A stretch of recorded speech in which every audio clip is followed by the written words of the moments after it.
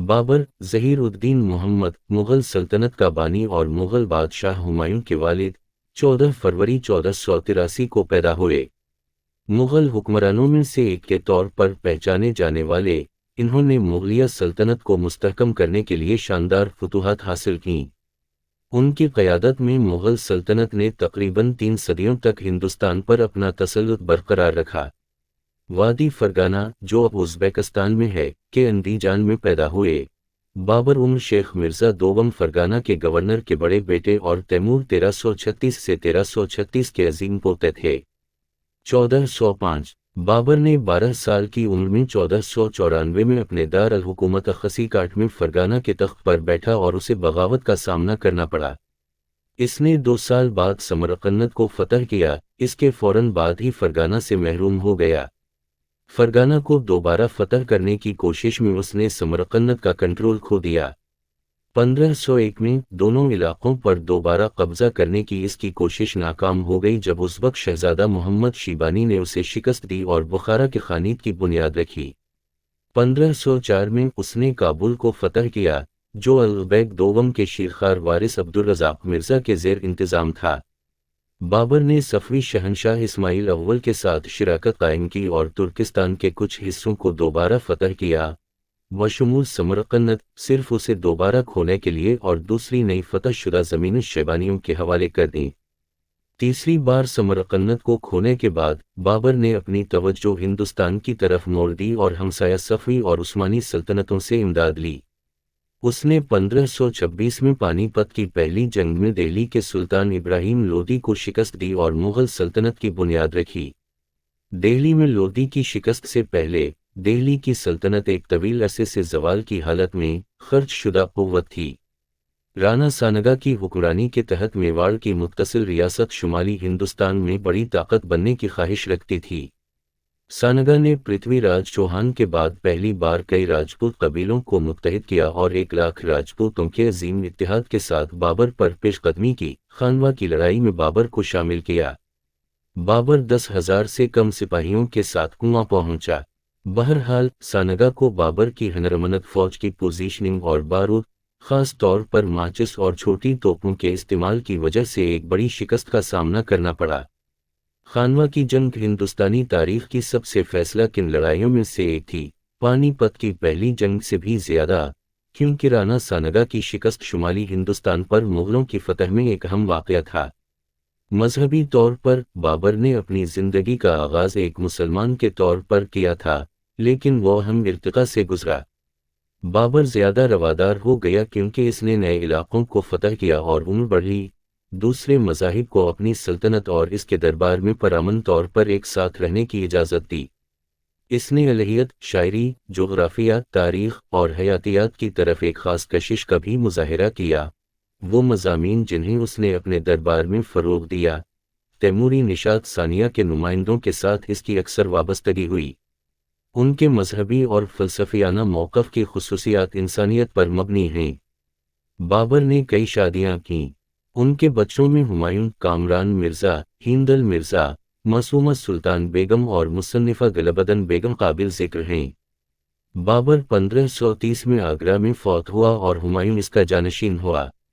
بابر کو پہلے آگرہ میں دفن کیا گیا لیکن ان کی خواہش کے مطابق ان کی باقیات کو کابل منتقل کر کے دوبارہ دفن کیا گیا۔ اس کا شمار ازبکستان اور کرغزستان میں قومی ہیرو کے طور پر ہوتا ہے۔ ان کی کئی نظمیں مقبول لوک گیت بن چکی ہیں۔ انہوں نے چغتائی ترک زبان میں بابر نامہ لکھا۔ اس کا فارسی میں ترجمہ ان کے پوتے شہنشاہ اکبر کے دور حکومت 1556 سے 1605 کے دوران ہوا تھا۔ خیر الدین ایمان کا محافظ بابر کے لیے اس نام کا انتخاب صوفی بزرگ خواجہ احرار نے کیا تھا، جو اپنے والد کے روحانی استاد تھے۔ اس کی وسطی ایشیائی ٹورکو منگول فوج کے لیے نام کا تلفظ کرنے میں دشواری اس کے عرفی نام بابر کی زیادہ مقبولیت کے لیے ذمہ دار ہو سکتی ہے۔ مختلف ہجے بھی بابر اور بابور، یہ نام عام طور پر فارسی لفظ بابر، ببر کے حوالے سے لیا جاتا ہے، جس کا مطلب ہے شیر یا پینتھر۔ یہ لفظ فردوسی کے شاہنامے میں بار بار آتا ہے اور اسے وسطی ایشیا کی ترک زبانوں میں مستعار لیا گیا تھا۔ بابر کی یادداشتیں ان کی زندگی کی تفصیلات کا بنیادی ذریعہ ہیں۔ وہ بابرنامہ کے نام سے جانے جاتے ہیں اور ان کی پہلی زبان چغتائی میں لکھے گئے تھے، حالانکہ ڈیل کے مطابق اس کا ترک نثر اس کے جملے کی ساخت، شکلیات یا لفظ کی تشکیل اور ذخیرہ الفاظ میں بہت زیادہ فارسی ہے۔ بابرنامہ کا فارسی میں ترجمہ بابر کے پوتے اکبر کے دور میں ہوا تھا۔ بابر 14 فروری 1483 کو اندیجان شہر، فرگانہ وادی، معاصر ازبکستان میں پیدا ہوا۔ وہ وادی فرگانہ کے حکمران عمر شیخ مرزا دوم کا بڑا بیٹا تھا، ابو سعید مرزا کا بیٹا تھا اور میران شاہ کا پوتا تھا، جو خود تیمور کا بیٹا تھا اور اس کی بیوی قطب نگار خانم یونس کی بیٹی تھی۔ خان مغلستان کا حکمران چنگیز خان کی اولاد۔ بابر کا تعلق برلس قبیلے سے تھا جو منگول نسل کا تھا اور اس نے ترکو فارسی روایت کو اپنا لیا تھا۔ وہ بھی صدیوں پہلے اسلام قبول کر چکے تھے اور ترکستان اور خراسان میں رہائش پذیر تھے۔ چغتائی زبان کے علاوہ بابر کلاسیکی فارسی، تیموری اشرافیہ کی زبان میں بھی اتنا ہی روانی تھا۔ بابر کے کچھ رشتہ دار جیسے کہ اس کے ماموں محمود خان، مغل خان اور احمد خان نے منگول کے طور پر شناخت جاری رکھی اور اسے اپنے منگول فوجیوں کو اس کے بعد کے ہنگامہ خیز سالوں میں اپنی خوش قسمتی کی بحالی میں مدد کے لیے استعمال کرنے کی اجازت دی۔ لہذا بابر اگرچہ برائے نام منگول یا فارسی زبان میں مغل تھا، اس کی زیادہ تر حمایت وسطی ایشیا کے مقامی ترک اور ایرانی لوگوں نے حاصل کی اور اس کی فوج اپنی نسلی ساخت میں متنوع تھی۔ اس میں سارت تاجک، نسلی افغان، عرب نیز وسطی ایشیا کے برلاس اور چغتائی ترکو منگول شامل تھے۔ وسطی ایشیا کا حکمران فرگانہ کے حکمران کی حیثیت سے 1494 میں عمر شیخ مرزا کی موت کے بعد اس دوران پڑوسی ریاستوں سے اس کے دو چچا جو اس کے والد سے دشمنی رکھتے تھے اور امرا کے ایک گروہ نے جو اس کے چھوٹے بھائی جہانگیر کو حکمران بنانا چاہتے تھے، اس کی جانشینی کو تخت نشین کرنے کی دھمکی دی۔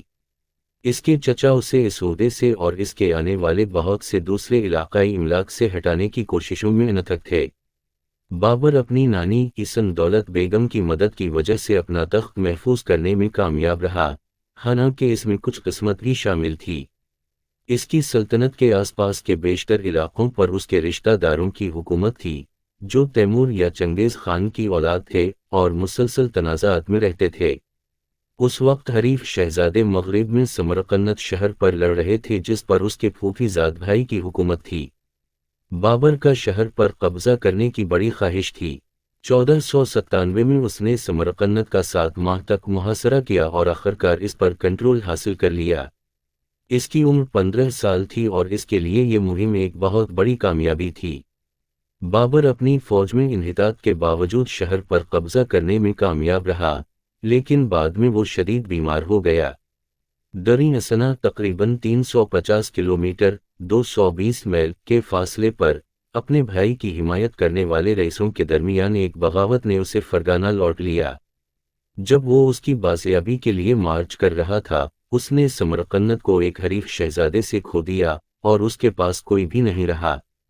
اس نے 100 دن تک سمرقند پر قبضہ کر رکھا تھا اور اس نے اس شکست کو اپنا سب سے بڑا نقصان سمجھا اور ہندوستان میں اپنی فتوحات کے بعد اپنی زندگی میں بھی اس کا جنون تھا۔ 3 سالوں تک بابر نے ایک مضبوط فوج بنانے پر توجہ مرکوز کی، خاص طور پر بدخشاں کے تاجکوں میں بڑے پیمانے پر بھرتی کی۔ 1500 سے 1501 میں اس نے ایک بار پھر سمرقند کا محاصرہ کر لیا اور واقعتاً اس نے مختصر طور پر شہر پر قبضہ کر لیا، لیکن اس کے نتیجے میں اس کا سب سے مضبوط حریف محمد شیبانی ازبکوں کے خان نے محاصرہ کر لیا۔ حالات ایسے بن گئے کہ بابر مجبور ہو گیا کہ وہ اپنی بہن خانزادہ شیبانی کو صلح کے معاہدے کے حصے کے طور پر نکاح میں دے دے۔ اس کے بعد ہی بابر اور اس کی فوجوں کو شہر سے حفاظت کے ساتھ نکلنے کی اجازت دی گئی۔ سمرقند اس کا عمر بھر کا جنون اس طرح ایک بار پھر کھو گیا۔ اس کے بعد اس نے فرگانہ پر دوبارہ قبضہ کرنے کی کوشش کی، لیکن وہاں بھی جنگ ہار گیا اور پیروکاروں کے ایک چھوٹے سے گروہ کے ساتھ فرار ہو کر اس نے وسطی ایشیا کے پہاڑوں میں گھوم کر پہاڑی قبائل میں پناہ لی۔ 1502 تک اس نے فرگانہ کی بازیابی کی تمام امیدیں چھوڑ دی تھیں۔ اس کے پاس کچھ بھی نہیں بچا تھا اور اسے اپنی قسمت کہیں اور آزمانے پر مجبور کیا گیا تھا۔ آخر کار وہ تاشقند چلا گیا جس پر اس کے ماموں کی حکومت تھی، لیکن وہاں اس کا استقبال کم ہی ہوا۔ بابر نے لکھا، تاشقند میں اپنے قیام کے دوران میں نے بہت زیادہ غربت اور ذلت برداشت کی، نہ کوئی ملک نہ کسی کی امید۔ اس طرح فرگانہ کے حکمران بننے کے بعد سے 10 سالوں کے دوران بابر کو بہت سے قلیل العددی فتوحات کا سامنا کرنا پڑا اور وہ بے پناہ اور جلاوطنی میں تھا۔ دوستوں اور کسانوں کی مدد سے کابل پر بابر کے چچا الغبیک دوم کی حکومت تھی، جو وارث کے طور پر صرف ایک شیر خوار بچے کو چھوڑ کر مر گیا۔ اس وقت شہر پر مکین بیگ نے دعویٰ کیا تھا، جسے غاصب سمجھا جاتا تھا اور مقامی لوگوں نے اس کی مخالفت کی تھی۔ 1504 میں بابر برفانی ہندوکش پہاڑوں کو عبور کرنے اور بقیہ ارغونیوں سے کابل پر قبضہ کرنے میں کامیاب ہوا، جنہیں قندھار کی طرف پسپائی پر مجبور کیا گیا۔ اس اقدام کے ساتھ اس نے ایک نئی سلطنت حاصل کی، اپنی قسمت کو دوبارہ قائم کیا اور 1526 تک اس کا حکمران رہے گا۔ بھارت، اپنی یادداشتوں میں اس نے لکھا، ہندوستان کے لیے میری خواہش مستقل تھی۔ شعبان کے مہینے میں سورج کو اگنا تھا کہ ہم کابل سے ہندوستان کے لیے نکلے۔ یہ درہ خیبر کے پار ایک مختصر حملہ تھا۔ اسی سال بابر نے ہرات کے سلطان حسین مرزا باقرہ کے ساتھ ایک ساتھی تیموری اور دور رشتہ دار اپنے مشترکہ دشمن ازبک شیبانی کے خلاف اتحاد کیا۔ تاہم یہ منصوبہ نہیں ہو سکا کیونکہ حسین مرزا 1506 میں مر گیا اور اس کے 2 بیٹے جنگ میں جانے سے گریزاں تھے۔ دونوں مرزا بھائیوں کی طرف سے مدعو کیے جانے کے بعد بابر نے ہرات میں قیام کیا۔ اس وقت یہ مشرقی مسلم دنیا کا ثقافتی دارالحکومت تھا۔ اگرچہ وہ شہر کی برائیوں اور عیش و عشرت سے بیزار تھا، وہ وہاں کی علمی کثرت پر حیران ہوا، جس کے بارے میں اس نے کہا کہ علم اور مشابہ آدمیوں سے بھرا ہوا ہے۔ وہ چغتائی شاعر میر علی شیر نوائی کے کام سے واقف ہوا، جس نے چغتائی کو بطور ادبی زبان استعمال کرنے کی حوصلہ افزائی کی۔ نوائی کی زبان کے ساتھ مہارت، جس کا سہرا انہیں دیا جاتا ہے، بابر کو اپنی یادداشتوں کے لیے استعمال کرنے کے فیصلے پر اثر انداز ہو سکتا ہے۔ کم ہوتے وسائل کی وجہ سے وہاں سے نکلنے پر مجبور ہونے سے پہلے اس نے وہاں 2 ماہ گزارے۔ بعد میں اس پر شیبانی نے قبضہ کر لیا اور مرزا فرار ہو گئے۔ ہرات کے نقصان کے بعد بابر تیموری خاندان کا واحد حکمران بن گیا اور مغرب میں شیبانی کے حملے کی وجہ سے بہت سے شہزادوں نے کابل میں اس کے پاس پناہ لی۔ اس طرح اس نے تیموریوں میں شہنشاہ کا لقب اختیار کر لیا، اگرچہ یہ لقب غیر معمولی تھا کیونکہ اس کی آبائی زمینوں کا بیشتر حصہ لے لیا گیا تھا۔ خود کابل خطرے میں تھا اور شیبانی بدستور خطرہ تھا۔ بابر کابل میں ممکنہ بغاوت کے دوران غالب رہا، لیکن 2 سال بعد اس کے کچھ سرکردہ جنرلوں کے درمیان بغاوت نے اسے کابل سے باہر نکال دیا۔ بہت کم ساتھیوں کے ساتھ فرار ہو کر بابر جلد ہی شہر واپس آیا، کابل پر دوبارہ قبضہ کر لیا اور باغیوں کی بیعت دوبارہ حاصل کر لی۔ بابر اور باقی تیموریوں نے اس موقع کو اپنے آبائی علاقوں کو دوبارہ فتح کرنے کے لیے استعمال کیا۔ اگلے چند سالوں میں بابر اور شاہ اسماعیل نے وسطی ایشیا کے کچھ حصوں پر قبضہ کرنے کی کوشش میں شراکت داری قائم کی۔ اسماعیل کی مدد کے بدلے میں بابر نے صفویوں کو اجازت دی کہ وہ اس پر اور اس کے پیروکاروں پر حاکم کے طور پر کام کریں۔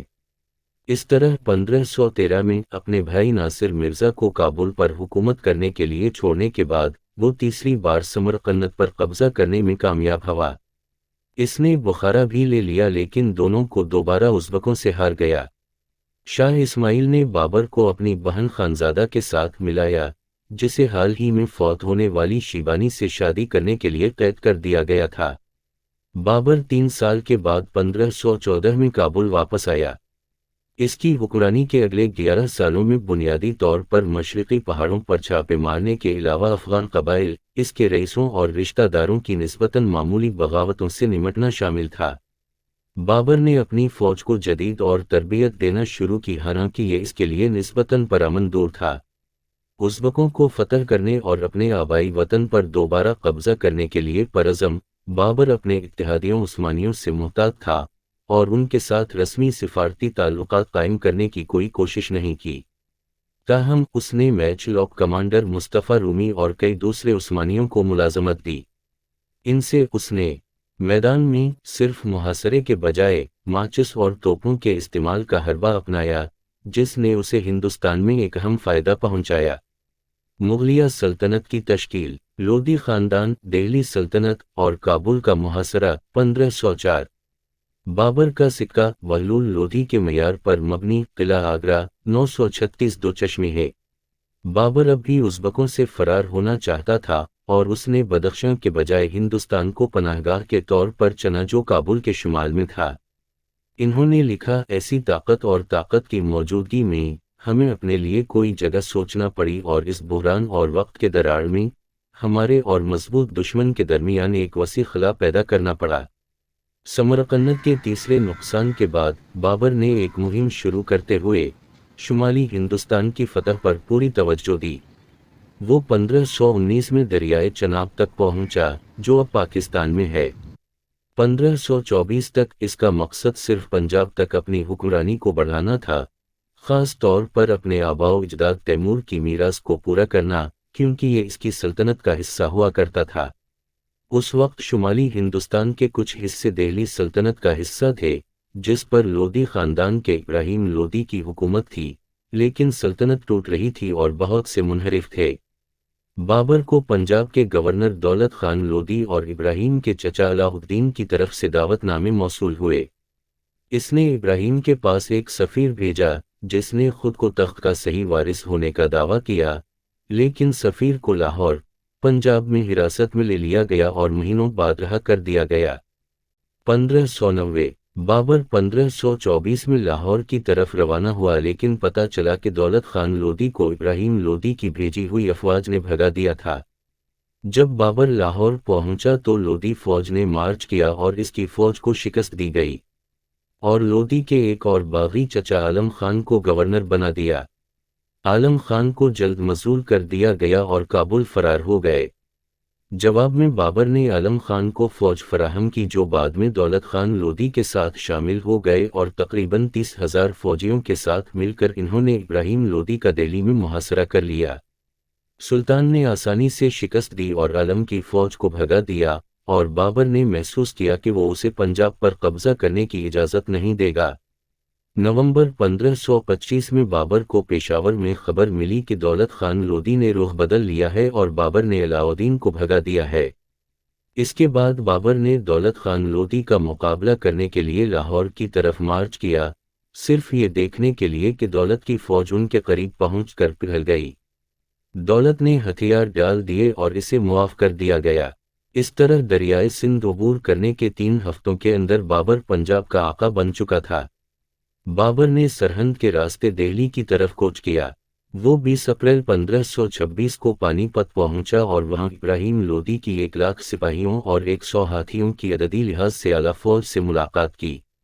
اگلے دن شروع ہونے والی لڑائی میں بابر نے تلگما کی حکمت عملی کا استعمال کیا، ابراہیم لودھی کی فوج کو گھیر لیا اور اسے براہ راست توپ خانے کی فائرنگ کا سامنا کرنے کے ساتھ ساتھ اس کے جنگی ہاتھیوں کو خوفزدہ کرنے پر مجبور کیا۔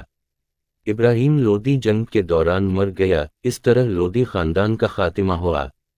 بابر نے اپنی فتح کے بارے میں اپنی یادداشتوں میں لکھا، اللہ تعالیٰ کے فضل و کرم سے یہ مشکل کام میرے لیے آسان ہو گیا اور وہ زبردست فوج 1.5 دن کی جگہ خاک میں مل گئی۔ جنگ کے بعد بابر نے دہلی اور آگرہ پر قبضہ کیا، لودھی کا تخت سنبھالا اور ہندوستان میں مغل حکومت کے حتمی عروج کی بنیاد ڈالی۔ تاہم اس سے پہلے کہ وہ شمالی ہندوستان کا حکمران بن گیا، اسے رانا سانگا جیسے چیلنجوں کا مقابلہ کرنا پڑا۔ بابر کے بہت سے آدمی مبینہ طور پر گرم آب و ہوا کی وجہ سے ہندوستان چھوڑنا چاہتے تھے، لیکن بابر نے انہیں اپنی سلطنت میں رہنے اور وسعت دینے کی ترغیب دی۔ خانوا کی جنگ بابر اور میواڑ کے راجپوت حکمران رانا سانگا کے درمیان 16 مارچ 1527 کو لڑی گئی تھی۔